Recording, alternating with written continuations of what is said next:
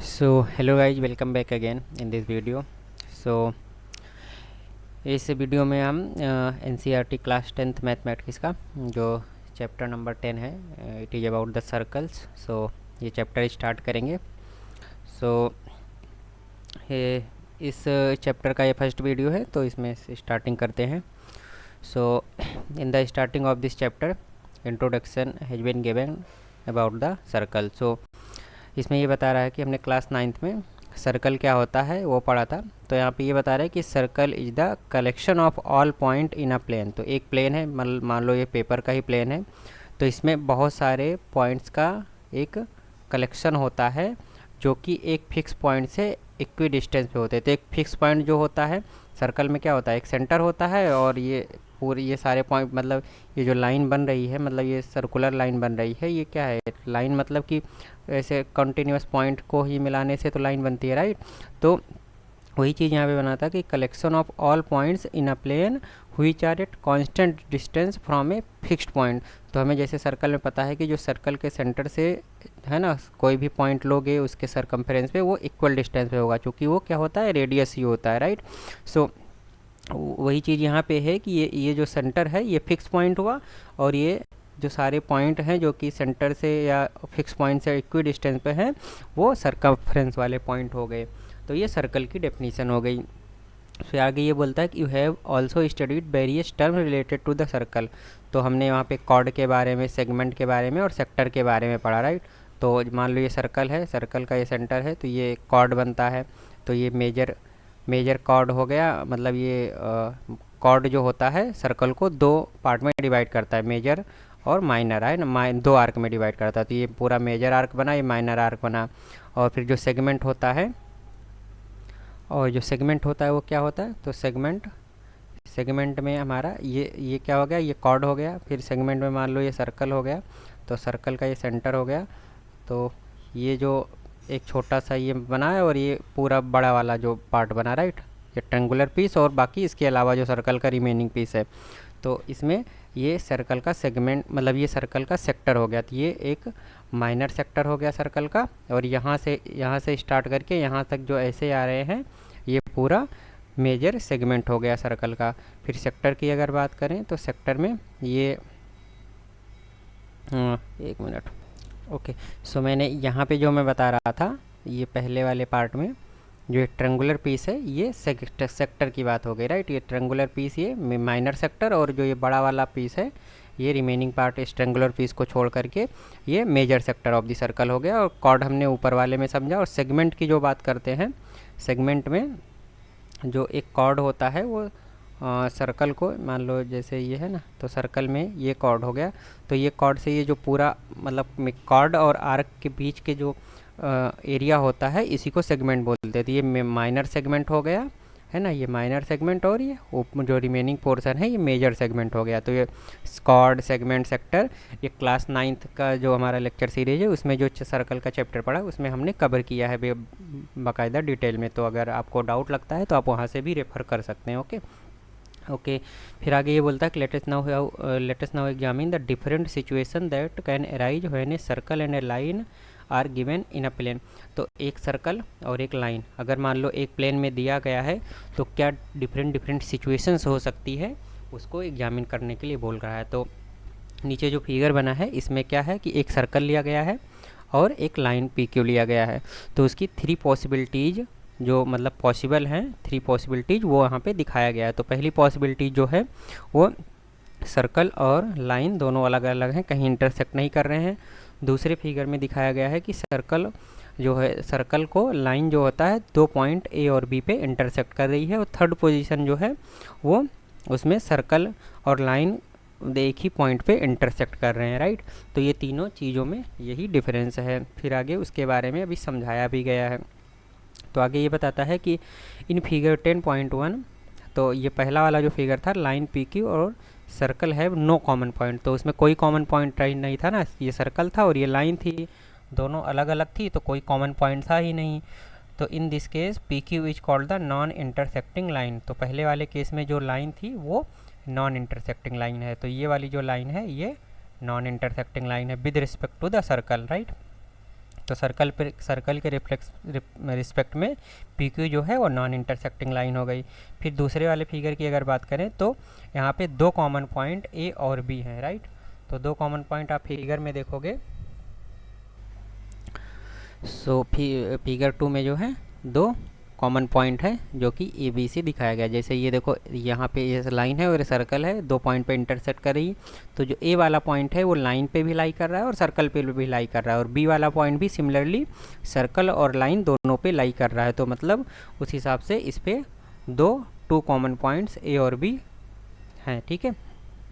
तो ये हो गया। फिर आगे थर्ड वाला, so in this case we call the line P Q a secant of the circle. तो अगर ये सर्कल है और ये लाइन मान लो ऐसे इंटरसेक्ट कर रही है, तो ये जो जो लाइन पी क्यू है इसको हम सर्कल का सेकेंड बोलेंगे, राइट। तो ये सर्कल का सेकेंड। पहले केस में नॉन इंटरसेक्टिंग लाइन थी, जब इंटरसेक्ट करेगी तो ऐसा जब केस आएगा तो इसको हम सेकेंड ऑफ द सर्कल बोलेंगे।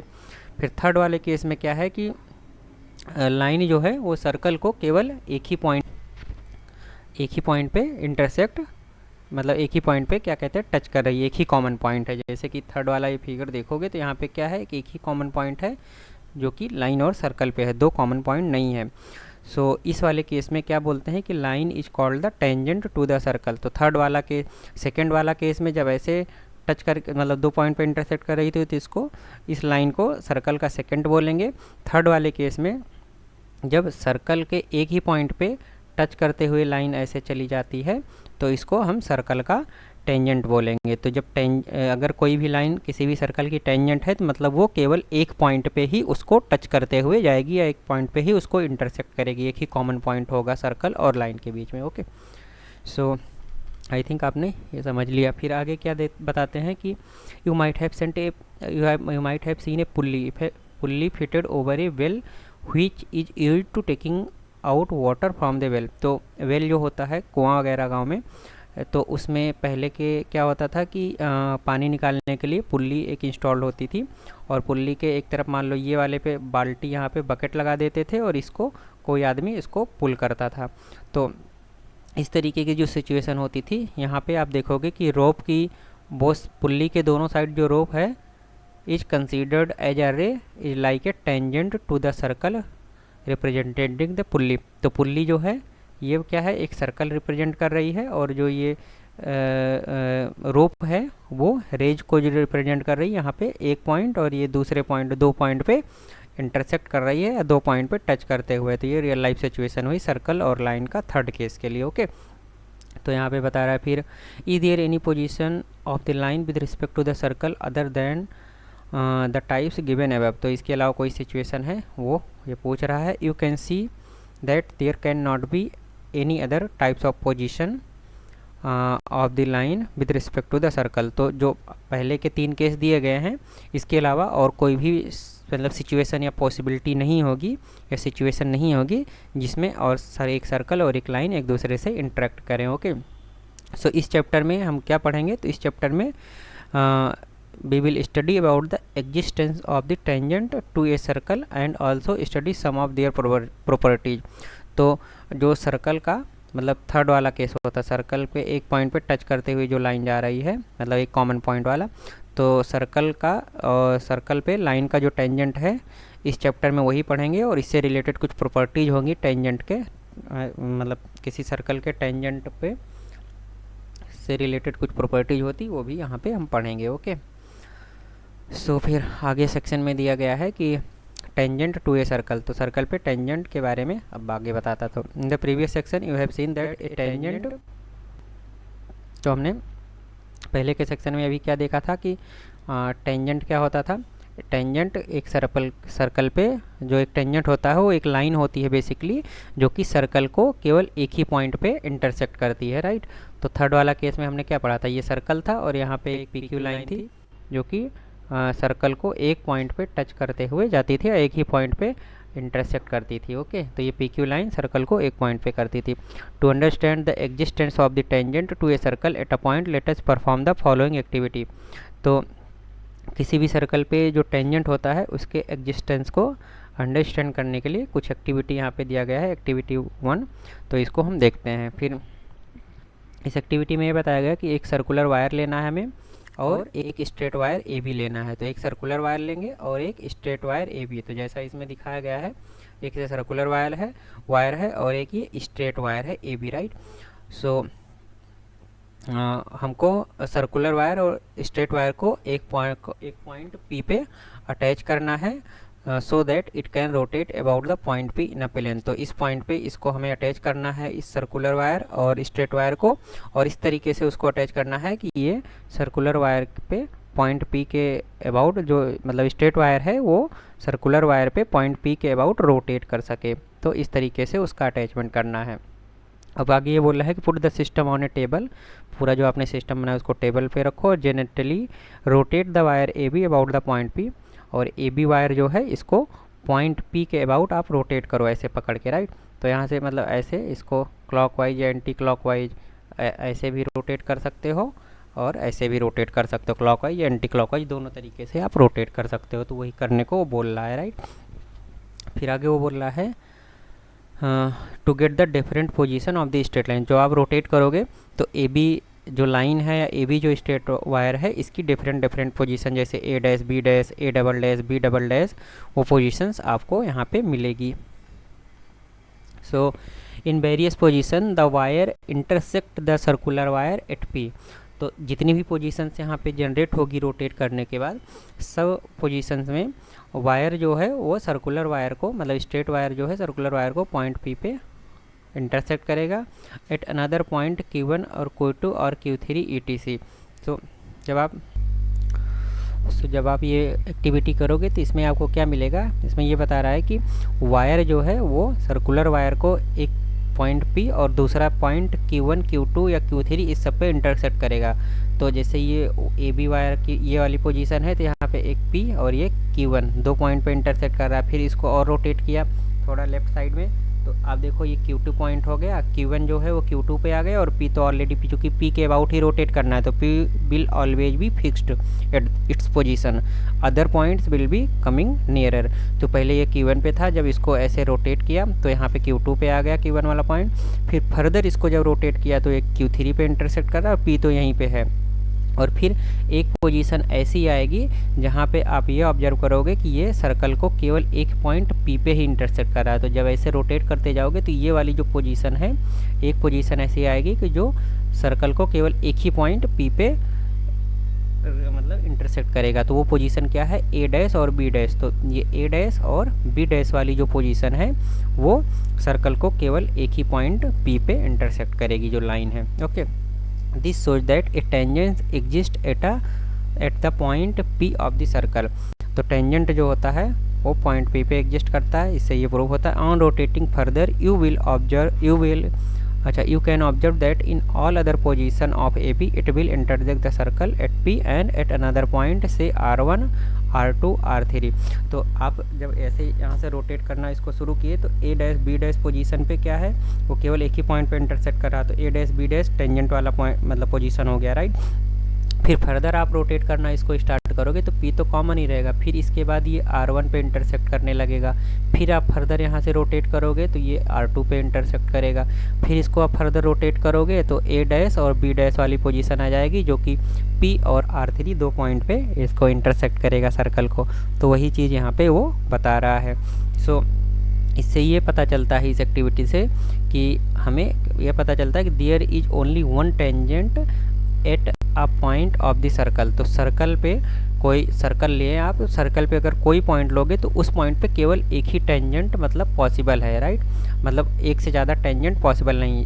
दूसरा पॉइंट लिया तो यहाँ भी एक टेंजेंट पॉसिबल है, यहाँ पॉइंट लिया तीसरा तो इस पर भी एक टेंजेंट पॉसिबल है, यहाँ लिया तो इस पर भी एक टेंजेंट पॉसिबल है। तो सर्कल पे एक पॉइंट पे एक ही टेंजेंट होता है। इस एक्टिविटी से हमें ये पता चला, ओके। सो ये फिगर 10.3 में ये एक्टिविटी हमने समझा। फिर while doing activity above you must have observed that as the position AB moves toward the position A dash B dash, A dash B dash क्या था, हमने पढ़ा था कि ये टेंजेंट वाली पोजीशन है, राइट। ये टेंजेंट वाली पोजीशन है। तो जब आप इसको रोटेट करते थे तो आपका जो कॉमन पॉइंट जो Q1 था ऑफ द लाइन AB है ना।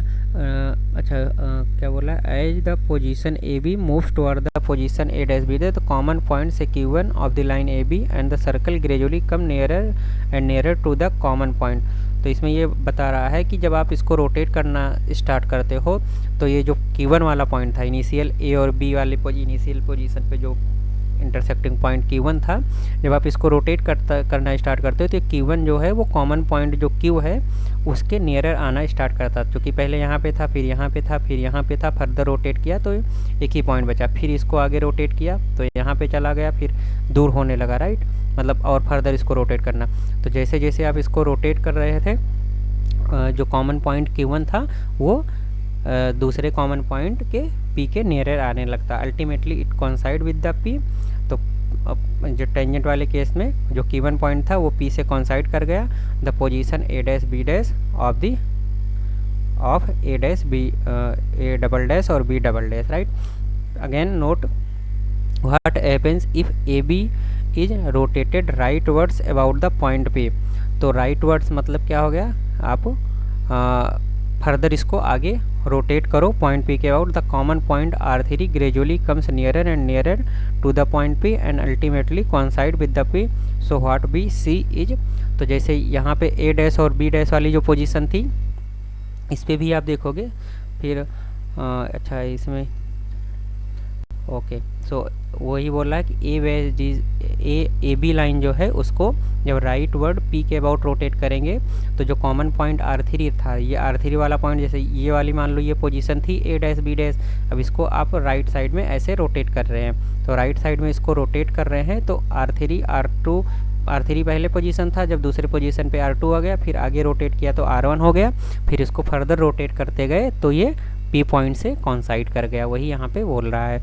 तो आगे ये बताता है कि द टेंजेंट और to a circle is a special case of the secant. तो सेकेंड क्या होता है हमने पढ़ा था, सेकेंड क्या होता है हमने पढ़ा था कि ये सर्कल होता है ना, ये एक लाइन अगर दो पॉइंट पे इंटरसेक्ट कर रही है तो इस वाली कंडीशन में इस लाइन को सर्कल का सेकेंड बोलते हैं। तो जो टेंजेंट होता है वो सेकंड का एक स्पेशल केस होता है। वो स्पेशल क्या होता है, जब मान लो ये सर्कल है और ये लाइन दो पॉइंट पे ना इंटरसेक्ट करके सर्कल को केवल एक ही ऐसे दो पॉइंट हो गया, सर्कल को केवल आई विल जस्ट इसको सर्कल को केवल एक ही पॉइंट पे ऐसे इंटरसेक्ट करे, राइट। एक ही पॉइंट पे अगर इसको, यार ये लाइन ही टेढ़ी हो जा रही, I will draw it here, okay like this, okay. तो ये वाला आप भूल जाओ, तो ये इस पे दो पॉइंट पे इंटरसेक्ट कर रहा है, इस वाले केस में एक ही पॉइंट पे इसको इंटरसेक्ट कर रहा है, ओके। तो ये टेंजेंट, ये वाला जो सेकंड केस है ये टेंजेंट का केस है, टेंजेंट का केस ये हुआ, और जो सेकंड का केस है सेकंड वाला केस ये वाला केस हुआ, ओके। तो ये सेकंड का केस में मतलब ये दो पॉइंट पे ना इंटरसेक्ट, जब एक ही पॉइंट पे इंटरसेक्ट करेगा तो टेंजेंट बन जाएगा। तो वही बोल रहा है कि सेकंड का एक स्पेशल केस टेंजेंट होता है when the two end point of its corresponding chord coincide. तो ये दोनों, ये जब लाइन सर्कल को इंटरसेक्ट कर रही थी ये एक कॉर्ड बन रहा था, और कॉर्ड के ये दोनों पॉइंट है, जब ये दोनों कॉर्ड्स के ये दोनों पॉइंट जो होते हैं जब कॉन्साइड कर जाते हैं एक दूसरे पे किसी एक कॉमन पॉइंट पे, तब वही इसके स्पेशल केस में टेंजेंट का फॉर्मेशन होता है, मतलब सर्कल का टेंजेंट बनता है, ओके। तो वही चीज़ इस स्टेटमेंट में बता रहा है। सो आगे ये बताता है कि word tangent comes from the Latin word tangere. तो टेंजेरी वर्ड से टेंजेंट वर्ड का मतलब जनरेशन हुआ है, व्हिच मीन्स, तो टेंजेरी का मतलब ये होता है touch, so and was introduced. तो टेंजेरी क्या है, एक लैटिन वर्ड है जिसका मतलब टेंजेंट कहाँ से आया, टेंजेंट एक लैटिन वर्ड टेंजेरी से आया, और जिसका का मतलब होता है कि टच करना। तो जैसे ये सर्कल था, सर्कल के एक पॉइंट पे लाइन टच करती है, तो वही चीज़ यहाँ पे हुआ, तो टेंजेरी, तो उससे टेंजेंट वर्ड हुआ। और ये चीज़ पहले एक डेनिश मैथमेटिशियन थे थॉमस फिनिके, तो थॉमस फिनिके ने इसको 1583 में इंट्रोड्यूस किया था, ओके। सो ये टेंजेंट के बारे में हो गया। फिर आगे एक और एक्टिविटी दी गई है, एक्टिविटी 2, तो उसमें देखते हैं क्या दिया गया है ना। तो activity, okay, so this was about activity 2 में ये बोल रहा है कि एक पेपर लो आप, उस पर एक सर्कल ड्रॉ करो और एक सेकंड पी क्यू, तो एक ये सर्कल लिया, उस पर एक सेकंड ये पी क्यू हमने ड्रॉ किया, राइट। तो ये एक सेकंड ये पी क्यू ड्रॉ हो गया। Of the circle draw various line parallel to the secant on the both side.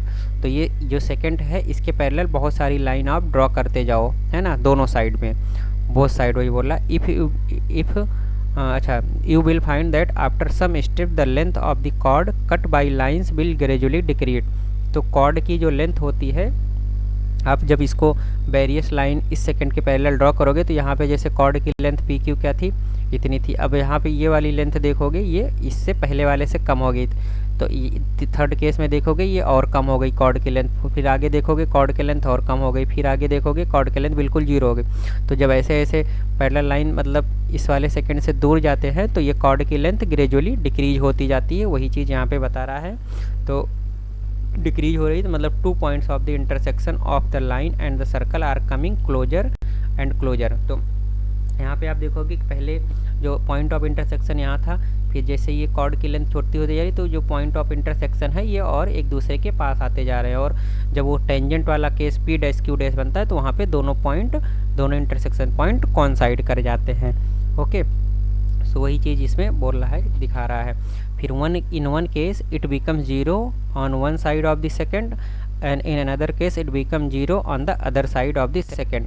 तो एक फिर ये जैसे जैसे कॉर्ड की लेंथ छोटी होती जाती है, और एक केस ऐसा आता है पी डैश क्यू डैश जिसमें कॉर्ड की लेंथ जीरो हो जाती है और दोनों इंटरसेक्शन पॉइंट कॉन्साइड हो जाते हैं। तो इस केस को मतलब एक हो जाती है, एक टेंजेंट यहाँ बनता है, फिर दूसरा इस डायरेक्शन में फिर यहाँ से जाओगे तो ये भी कॉर्ड की लेंथ देखोगे कम होती जाएगी और एक स्पेशल केस बनेगा पी डबल डैश और क्यू डबल डैश, वहाँ पे भी कॉर्ड की लेंथ जीरो हो जाएगी। तो ये दो केस बनेंगे। See the position P dash Q dash और P double dash Q double dash of the secant in the figure 10.3 secant. So these are the tangent to the circle parallel to the given secant. तो एक given secant था, तो उन दोनों given secant के parallel दो tangent यहाँ पे ड्रॉ हुए हैं। ये दोनों केस जो बन रहे हैं जहाँ पे कॉर्ड की लेंथ जीरो हो रही, तो वो दोनों क्या है, एक सेकंड के पैरेलल दो टेंजेंट है सर्कल के ऊपर, right. These are the tangent to the circle parallel to the given secant. So this also helps you to see that there can not be more than 2 tangent parallel to the given second। तो एक second के parallel में दो से ज़्यादा tangent नहीं हो सकते हैं किसी भी केस में, राइट। तो यहाँ से इस एक्टिविटी से ये पता चलता। तो उसका मतलब ये हुआ कि ये एक सर्कल हुआ, यहाँ पे मान लो कोई सेकंड ले लिए, तो इस सेकंड के पैरेलल केवल दो ही टेंजेंट सर्कल पे पॉसिबल है। तो मतलब सेकंड जो है इस सेकंड के पैरेलल केवल दो से ज़्यादा नहीं पॉसिबल है, ना एक मतलब दो से न कम न दो से ज़्यादा, तो दो ही टेंजेंट इस सेकंड के पैरेलल, ये सेकंड के पैरेलल होते हुए दो ही टेंजेंट पॉसिबल हैं।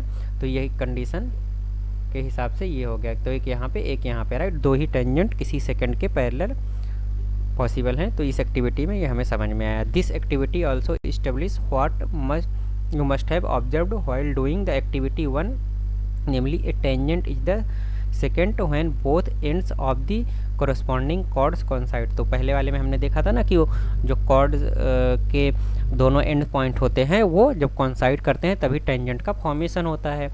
तो यहाँ भी आप देखोगे तो ये क्या था कि ये कॉर्ड की लेंथ जब जीरो हो गई, कॉर्ड का ही पहले पॉइंट ये था, फिर दूसरा केस में पॉइंट ये था, फिर यह था, फिर जैसे जैसे ये आप पैरेलल लाइन दूर और ड्रॉ करते जा रहे हो तो ये पॉइंट पास आते जा रहे हैं। जब दोनों एक दूसरे से कॉन्साइड हो जा रहे हैं तभी टेंजेंट का फॉर्मेशन हो रहा है। तो वही चीज़ यहाँ पे बता रहा है कि tangent is the secant when both ends of the corresponding chords coincide. दो कॉर्ड के दोनों पॉइंट जो होते हैं जब एक दूसरे से कॉन्साइड होते हैं तभी टेंजेंट का फॉर्मेशन होता है। The common point of the tangent and the circle is called the point of contact. तो जो दोनों कॉमन पॉइंट होता है टेंजेंट के केस में ये यहाँ पे जहाँ से मतलब सर्कल और टेंजेंट, तो जहाँ पे सर्कल और टेंजेंट एक दूसरे को टच करते हैं इस पॉइंट को हम पॉइंट ऑफ कॉन्टैक्ट बोलते हैं। The point A in the figure 10.1 के थर्ड फिगर में जो पॉइंट ए था, ये वाला पॉइंट था ना उस केस में, तो वही पॉइंट ए जो है वो पॉइंट ऑफ कॉन्टैक्ट हो गया। The tangent is said to touch the circle at the common point. तो सर्कल जो टेंजेंट होता है वो सर्कल को इसी कॉमन पॉइंट या पॉइंट ऑफ कांटेक्ट पे टच करता है। जो ये पॉइंट ऑफ कांटेक्ट हुआ सर्कल और लाइन का, इसी पॉइंट ऑफ कांटेक्ट पे जो टेंजेंट होता है वो सर्कल को टच करता है। तो ये एक प्रॉपर्टी हो गई। ओके, फिर आगे है, now look around you, have you seen A bicycle और एक कार्ट मूविंग। तो कार्ट जो होता था पहले, जो कार्ट के पहिए होते थे, और कार्ट मतलब कार्ट में व्हील्स जो होती थी, या बाइसिकल्स की व्हील आप देखोगे तो उसमें उसके व्हील्स में ऐसे बहुत सारी वायर्स लगे रहते थे। ऑल द स्पोक्स, जिसको कि हम स्पोक्स बोलते थे, तो all the spokes of a wheel are along its radii, right. तो ये सारे स्पोक्स जो हैं ये रेडियस के अलॉन्ग हैं। Now note that the position of the wheel with respect to its movement on the ground, do you see any tangent anywhere. तो जैसे फिगर 10.4 में दिखाया गया कि ये कार्ट है या बाइसिकल का मान लो व्हील है, तो जब ये मूव करता है तो आपको कोई टेंजेंट दिखता है कि नहीं, तो वही वो पूछ रहा है। In fact the wheel moves along a line which is a tangent to the circle. तो जो कार्ट होता है या व्हील होता है वो एक लाइन के अलोंग मूव करता है, जो कि उस व्हील का टेंजेंट ही होता है। बेसिकली जो ग्राउंड होता है यहाँ पे, मतलब ग्राउंड पे जब ये मूव करता है तो ये समझ लो ग्राउंड है, तो ग्राउंड पे मूव होगा तो ये एक लाइन है, तो यहाँ पे एक कॉमन पॉइंट पे ही टच करता है। Okay, so wheel moves along a line which is the tangent to the circle representing the wheel. So basically theoretically theory में देखोगे तो एक ही पॉइंट पे टच करना चाहिए, बट क्या होता है जब आप इस पे मतलब लोडेड रहता है तो ये एक पॉइंट पे ना होकर के थोड़ा सा एरिया कांटेक्ट होता है, लाइन पॉइंट कांटेक्ट नहीं होता है, मतलब ग्राउंड और व्हील के बीच में पॉइंट कांटेक्ट नहीं होता है, एक थोड़ा सा एरिया कांटेक्ट होता है, तो मल्टीपल पॉइंट मतलब टच होते हैं। तो रियल लाइफ में तो मल्टीपल पॉइंट टच होंगे, बट क्या थ्योरी के हिसाब से यहाँ पे केवल एक ही पॉइंट पे टच कर रहे हैं। ओके, फिर आगे ये बोलता है कि also notice that in all the position the radius through the point of contact will with the ground appears to be at right angle of the tangent. तो हर एक केस में जो रेडियस होता है वो ग्राउंड के परपेंडिकुलर, ग्राउंड मतलब यहाँ पे ग्राउंड जो हो गया एक स्ट्रेट लाइन कर मतलब रिप्रेजेंट कर रहा है, मतलब एक टेंजेंट रिप्रेजेंट कर रहा है। तो ग्राउंड ये क्या है, ये एक टेंजेंट हो गया, तो टेंजेंट और ये स्पोक्स जो हो गया वो रेडियस हो गया। तो रेडियस जो है वो टेंजेंट के हमेशा परपेंडिकुलर होगा, ऐसा आपको अपीयर होगा, ऐसा ये बता रहा है। We shall now prove this property of the tangent. तो टेंजेंट जो होता है वो रेडियस के हमेशा परपेंडिकुलर होता है, ये सर्कल की टेंजेंट मतलब सर्कल और सर्कल के टेंजेंट की एक प्रॉपर्टी होती है। तो अब इसको हम आगे प्रूव करेंगे, जिसको थ्योरम 10.1 बोल रहे हैं। तो थ्योरम 10.1 के हिसाब से ये है कि tangent at any point of the circle is perpendicular to the radius through the point of contact. तो कोई भी सर्कल है तो सर्कल पे जो पॉइंट ऑफ कांटेक्ट पे मतलब टेंजेंट है, तो ये सेंटर हो गया, तो रेडियस जो होगा वो टेंजेंट के हमेशा परपेंडिकुलर होता। तो पर जैसे यहाँ भी तो है, बट यहाँ परपेंडिकुलर होगा, जो केवल पॉइंट ऑफ कांटेक्ट पे ही रेडियस और टेंजेंट जो है वो परपेंडिकुलर होगा। तो वही यहाँ पे बता रहा है कि through the point of contact, तो केवल पॉइंट ऑफ कांटेक्ट पे रेडियस और टेंजेंट जो है, ये रेडियस और टेंजेंट एक दूसरे के परपेंडिकुलर होंगे केवल पॉइंट ऑफ कांटेक्ट पे। ओके, बाकी पॉइंट्स पे नहीं होंगे। ओके, क्योंकि यहाँ वाली मान लो ये रेडियस है, अब ये भी तो एक रेडियस है, अब यहाँ पे रेडियस और टेंजेंट के बीच में ऐसे कुछ एंगल है, ये परपेंडिकुलर है, 90 डिग्री से तो कम ही है, तो केवल पॉइंट ऑफ कांटेक्ट पे ही रेडियस और टेंजेंट एक दूसरे के परपेंडिकुलर होते हैं। अब उसको प्रूव करने के लिए यहाँ पे दिया गया है। So we are given a circle with centre O, तो फिगर आई थिंक फिगर नीचे है, तो फिगर में यहाँ पे दिखाया गया, राइट। तो एक ये सर्कल दिया गया है और सर्कल का सेंटर ओ है, और एक लाइन दिया गया है एक्स वाई जो कि सर्कल पे टेंजेंट है, और टेंजेंट क्या किस पॉइंट पे है, पॉइंट पी पे। तो P is the point of contact, है ना। और हमें क्या प्रूव करना है, हमें प्रूव करना है we need to prove that O P is perpendicular to X Y. तो ओ पी क्या है, ओ पी रेडियस है और एक्स वाई जो है वो टेंजेंट हो गया। तो ओ पी क्या है, ये रेडियस हो गया। तो हमें ये प्रूव करना है कि रेडियस और जो एक्स वाई है या पी क्यू जो है ये टेंजेंट हो गया। ओके, तो हमें ये प्रूव करना है कि रेडियस टेंजेंट के परपेंडिकुलर होता है at the point of contact. तो ये चीज़ हमें प्रूव करना है। फिर उसको प्रूव करने के लिए take a point Q on the X Y other than P and join O Q. तो एक पॉइंट हमने क्यू लिया और ओ क्यू को हमने ज्वाइन कर दिया, कंस्ट्रक्शन किया इसमें।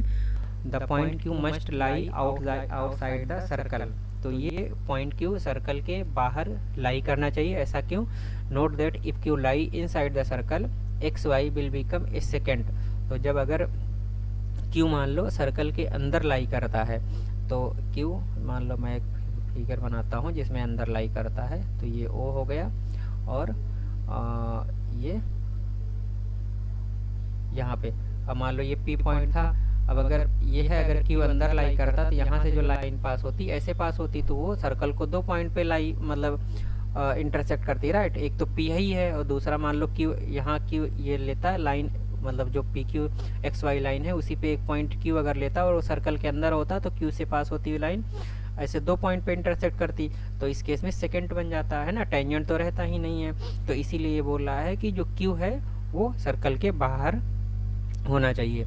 X Y will become a secant. तो एक्स वाई क्या है, अगर क्यू अंदर होता तो एक्स वाई जो है वो सेकेंड हो जाता, क्यों? क्योंकि जो लाइन होती एक्स वाई लाइन वो सर्कल को 2 पॉइंट पे इंटरसेक्ट करती है रेदर देन एक पॉइंट पे, तो इसीलिए वो बोल रहा है कि हमें बाहर लेना है। X Y will become a secant not a tangent to the circle. तो वो टेंजेंट ना होकर के सेकेंड हो जाता, इसीलिए हमें बाहर लेना है। तो O Q is longer than the radius O P of the circle. तो ओ क्यू जो है सर्कल के बाहर है, तो ये ओ क्यू जो है वो ओ पी जो कि सर्कल की रेडियस है वो उससे ज़्यादा होगा। तो क्यू चूँकि बाहर लिया है सर्कल से, तो ओ क्यू की लेंथ जनरली जाहिर सी बात है कि वो बाहर मतलब ओ पी के लेंथ से ज़्यादा होगी। तो ये फैक्ट से हो गया कि ओ क्यू ओ पी से ज़्यादा। Since this happens for every point on the line X Y except the point P. तो एक्स वाई लाइन पे कोई भी पॉइंट लोगे पी के अलावा वो हमेशा लार्जर ही होगा ओ पी से, राइट। तो O P is the shortest of all the distance of the point O to the line X Y.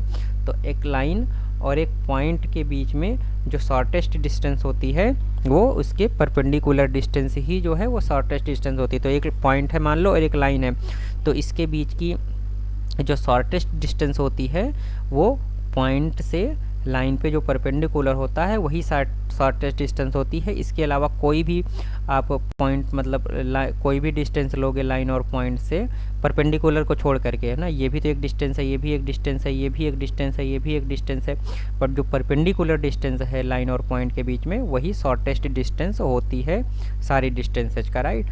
सो वही चीज़ यहाँ पे बता रहा है। So O P is the perpendicular to the X Y. तो ओ पी क्या है, इसीलिए तो ओ पी क्या है वो परपेंडिकुलर होगा एक्स वाई पे, क्योंकि ये प्रॉपर्टी होती है लाइन मतलब एक लाइन है और एक पॉइंट है, तो उनके बीच की जो शॉर्टेस्ट डिस्टेंस होती है वो शॉर्टेस्ट डिस्टेंस हमेशा पॉइंट से लाइन पे जो परपेंडिकुलर होता है वही होती है, राइट, शॉर्टेस्ट डिस्टेंस। अब देखोगे कि यहाँ ओ पी को छोड़ करके बाकी कोई भी पॉइंट आप यहाँ पे लोगे, है ना, इस लाइन पे, तो वो ओ पी से ज़्यादा होगी। तो इसका मतलब क्या हुआ कि ओ पी जो है वो शॉर्टेस्ट डिस्टेंस ही है सारे मतलब सारे पॉइंट का, लाइन और मतलब लाइन और सेंटर, मतलब ओ मान लो सर्कल का सेंटर है, राइट, ओ तो सर्कल का सेंटर है ये, तो ओ और एक्स वाई के बीच की जो शॉर्टेस्ट डिस्टेंस है वो ओ पी ही है। तो मतलब ओ पी जो है वो एक्स वाई पे परपेंडिकुलर है। जो ये प्रॉपर्टी पढ़ा इसी को यूज करके हम बता रहे हैं कि ओ पी जो है वो एक्स वाई के परपेंडिकुलर, चूँकि ओ पी शॉर्टेस्ट डिस्टेंस है एक लाइन और एक पॉइंट के बीच में, तो यहाँ से वो प्रूव होता है। तो ये हमने थ्योरम जो है मतलब एक थ्योरम भी है लाइन वाले चैप्टर में, लाइन और पॉइंट के बीच में, तो उसमें हमने ये पढ़ा भी है। ओके, फिर आगे यहाँ पे रिमार्क दिया है, तो रिमार्क में by theorem above we can also conclude that at any point on the circle there can be one and only one tangent. तो ये तो हमने पहले भी समझा था कि सर्कल पे किसी एक पॉइंट पे केवल एक ही टेंजेंट पॉसिबल है, एक उसके अलावा मतलब एक से ज़्यादा टेंजेंट पॉसिबल ही नहीं है, one and only one tangent possible है। The line containing the radius through the point of contact is also sometime called the normal to the circle at a point. तो जो लाइन रेडियस को contain करती हुई एक line, मान लो ये point of contact है, ये हुआ अपना टेंजेंट हुआ, तो वो बोल रहा है कि line containing the radius through the point of contact. तो पॉइंट ऑफ कॉन्टैक्ट, ये पॉइंट ऑफ कॉन्टैक्ट है, पॉइंट ऑफ कॉन्टैक्ट से कंटेन मतलब रेडियस रेडियस को कंटेन करने वाली the line containing the radius, वो लाइन जो रेडियस को कंटेन करते हुए पॉइंट ऑफ कांटेक्ट से पास होती है वो सर्कल का नॉर्मल भी होती है उस पॉइंट पे। तो जैसे ये लाइन है, ये रेडियस को कंटेन करते हुए पॉइंट ऑफ कांटेक्ट से पास हो रही है, तो ये जो लाइन है ये इस सर्कल का इस पॉइंट पे टेंजेंट भी है, मतलब नॉर्मल भी है, राइट। क्योंकि नॉर्मल है तो मतलब परपेंडिकुलर है, मतलब 90 डिग्री पे है। तो एक टेंजेंट और एक रेडियस जो है वो परपेंडिकुलर होते हैं एक दूसरे के। तो उसी हिसाब से ये बता रहा है कि ये जो लाइन है ये इस पॉइंट ऑफ कांटेक्ट पे नॉर्मल है। नॉर्मल होने का मतलब ये 90 डिग्री पे है टेंजेंट के। ओके, सो ये हमारे अभी तक के कॉन्सेप्ट हो गए। तो इन कॉन्सेप्ट से बेसिस हमारा एक्सरसाइज 10.1 है, तो इसको हम नेक्स्ट वीडियो में इसको कवर करेंगे। तो इस वीडियो में इतना ही है। Thank you very much.